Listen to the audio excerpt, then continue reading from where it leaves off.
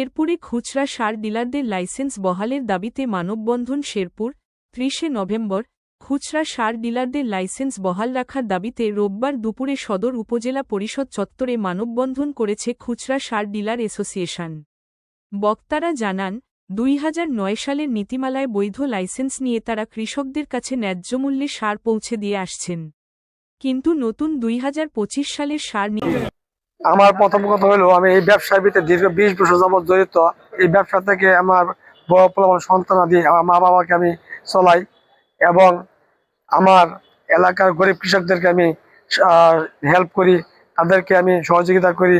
আজকে এই লাইসেন্স যদি বাদ করে আমার ফ্যামিলি নিয়ে আমি কোথায় দাঁড়াবো? আমার মাঠে তো প্রায় ৫০ লক্ষ টাকা বাকি আছে, ব্যাংক লোন আছে। আমি এই পরিচালনা করি, আজকে এই লাইসেন্স বন্ধ করে দিলে আমি কিভাবে ফ্যামিলি চালাবো, কিভাবে এই ব্যাংক ঋণ পরিশোধ করব? তাই আমার বিশেষ আকুল আবেদন, এই খুচরা বিক্রেতা বন্ধ না করে বহাল রাখতে হবে এবং কি আমাদের দেশ বাঁচাতে হবে ও কৃষকের ঘরে ঘরে সার পৌঁছাতে হবে। এটাই আমার শেষ বক্তব্য। আমরা খুচরা ডিলার, এই ডিলার আমরা দীর্ঘ ১৮ বছর যাবৎ ১৮-১৯ বছর যাবৎ পরিচালনা করে আসছি। হঠাৎ সরকার এই ২০২৫ সালে এদের বাতিল ঘোষণা করছে। তার জন্য আমরা মানববন্ধনে অংশগ্রহণ করছি। আমরা দীর্ঘ ১৮ বছর যাবৎ এই ব্যবসায় জড়িত বিদায় আমরা আর অন্য কোনো কাজকর্মে লিপ্ত হতে পারি নাই। আমাদের যদি সরকার এই ব্যবসা থেকে বাতিল ঘোষণা করে, আমরা দীর্ঘ একবার অসহায় এবং অসম্বলহীন হয়ে পড়ে যাব।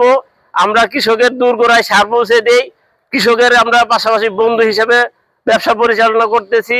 আমরা যেন এই কৃষকের সঙ্গে দীর্ঘদিন এই ব্যবসার সাথে জড়িত থেকে আমাদের বাকি জীবনটা পরিচালনা করতে পারি, এইগুলি কথা বলে আমার কথা শেষ করছি।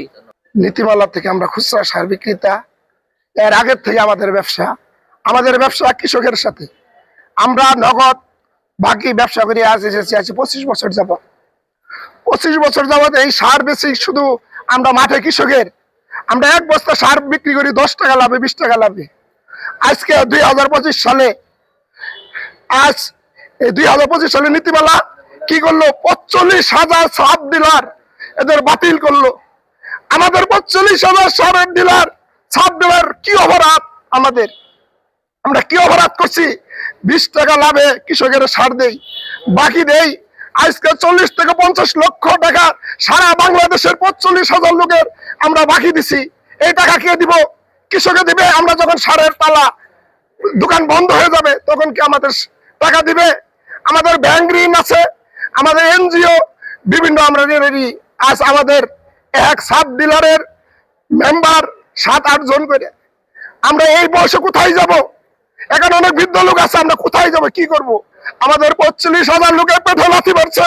আমি প্রধান উপদেষ্টা, সকল উপদেষ্টার কাছে আমি অনুরোধ, আমাদের জন্য এই খুচরা সার বিক্রেতা বহাল চাই। আমাদের এক দাবি, আমাদের সাব ডিলার যারা সকলের সারা বাংলাদেশের পক্ষ থেকে আমি বহাল চাই। এই বলে আমার কথা। আসসালাম।